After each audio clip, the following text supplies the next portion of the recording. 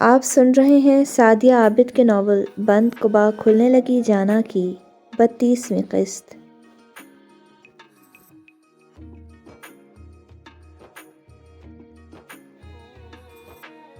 کیوں کیا تو نے وہ سب؟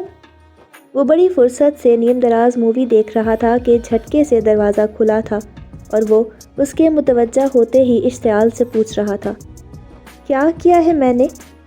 وہ سابقہ حالت میں ہی انجان لہجے میں بولتا اس کے غصے کے گراف کو انتہائی بلندیوں پر لے گیا تھا۔ جان کر انجان بنا تو میں تجھے جان سے مار دوں گا، وہ دھاڑا تھا۔ جب تو خود جانتا ہے تو مجھ سے کیوں پوچھ رہا ہے؟ اس کا اطمینان ہنوز تھا، کیونکہ اس کو پورا یقین تھا کہ کسی نے تمام تر استحقاق سے ٹھیک ٹھاک قسم کی اس سے جواب طلبی کی تو وہ فیصل فیاض ہی ہوگا۔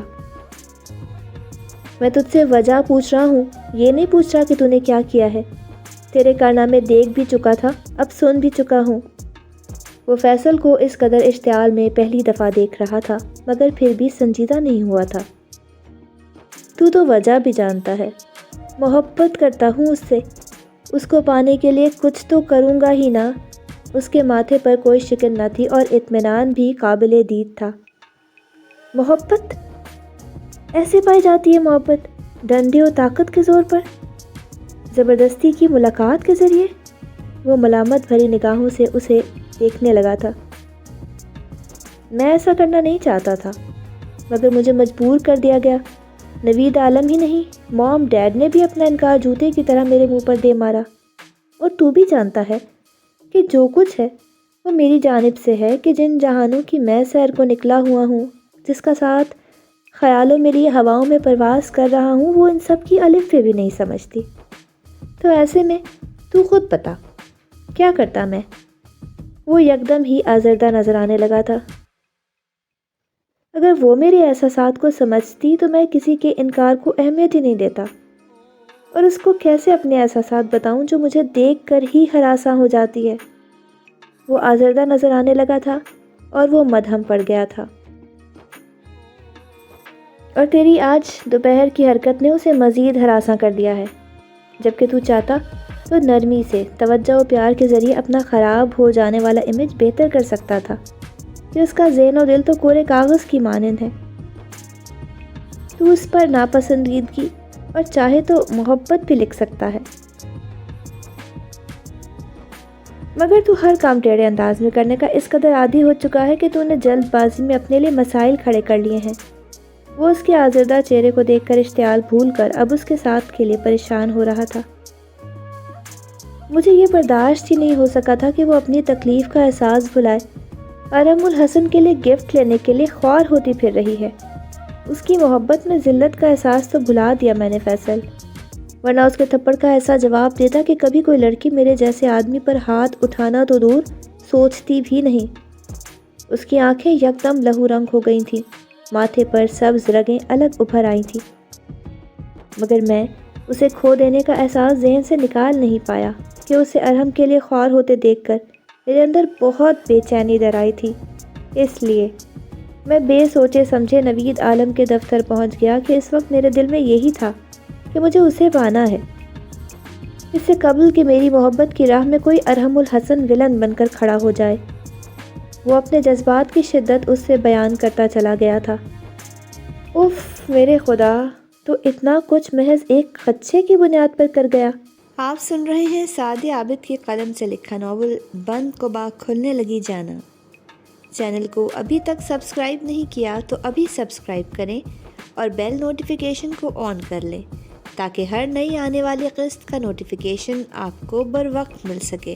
شکریہ۔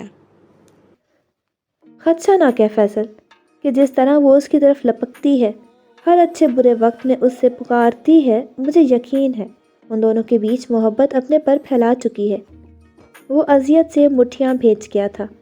واٹ ربش! ناگواری سے اسے مزید بکواس کرنے سے روکا تھا۔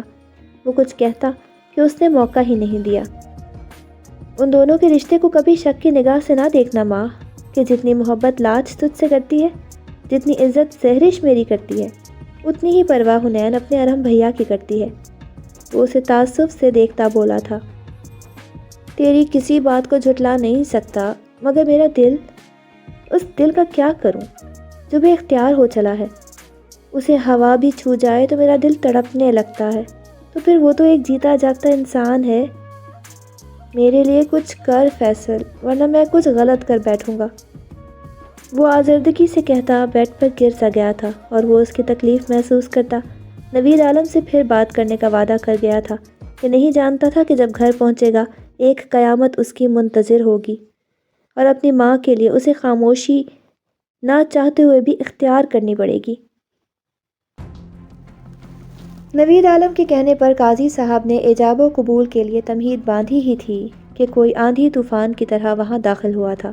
اسے دیکھ کر ناگواری اور خوف کے ملے جلے تاثرات وہاں موجود لوگوں کے چہروں پر ظاہر ہونے لگے تھے۔ یہ کیا حرکت ہے ماہ کنان عابدی، ریوالور نیچے کر لو۔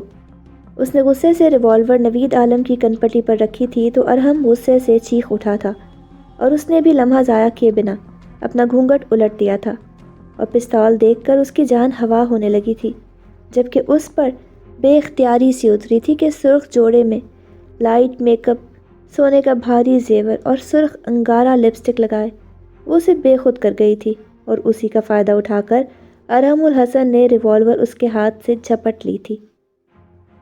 اس میں 6 گولیاں ہیں، 6 کی 6 میرے سینے میں اتار دو ارحم الحسن، کہ آج میں یہاں سے زندہ گیا تو حنین عالم کو اپنے نام کروا کر ہی جاؤں گا کہ اسے میرا بننے سے صرف میری موت روک سکتی ہے۔ ارحم الحسن نے ریوالور کا رخ اس کی طرف کیا، وہ تو سینہ تان کر اس کے سامنے آن کھڑا ہوا۔ ارحم نے اس کے جذبے لٹاتی سیاہ آنکھوں میں دیکھا تھا اور اس کا ہاتھ بے ساختہ نیچے ہو گیا تھا کہ اس شخص کی آنکھوں میں اسے سچائی نظر آئی تھی، اسی لیے اس نے اس کی حمایت کی تھی، مگر نوید عالم نے اس کی نہیں سنی تھی اور اسے اس نہج پر لے گئے تھے جہاں اسے اپنا دم گھٹتا محسوس ہو رہا تھا۔ اس کی شکستگی سی محسوس کرتے ہوئے ماہ کنان نے اس کے ہاتھ سے ریوالور جھپٹی اور اس پر نگاہ جمائے خاموش تماشائی بنے فیصل نے فاصلہ طے کیا، مگر اتنی دیر ہوئی تھی کہ گولی اس کے سینے پر نہیں اس کے کاندھے کے پار ہو گئی تھی۔ فیصل تو اس کی رگ رگ سے واقف تھا، اس کے چہرے سے ہی اس کا اگلا قدم سمجھ گیا تھا اور اس کی مداخلت ہی تھی کہ گولی اس کے سینے کے پار نہ ہوئی تھی۔ پاگل ہو گیا ہے کیا؟ کتنی ہی چیخیں گولی کی آواز کے ساتھ بلند ہوئی تھی اور وہ تڑپ کر اس کے نزدیک پہنچا تھا، مگر وہ فاصلے پر ہو گیا تھا۔ ہاں، تیری محبت اور اس لڑکی کے عشق میں پاگل ہو گیا ہوں، وہ چیخا تھا۔ وہ سب بے بسی و حیرانی سے ایک دوسرے کو دیکھنے لگے تھے۔ آپ سن رہے تھے سعدی عابد کے ناول بند قبا کھلنے لگی جانا کی 32ویں قسط۔ اگلی قسط کے ساتھ انشاءاللہ بہت جلد حاضر ہوں گے۔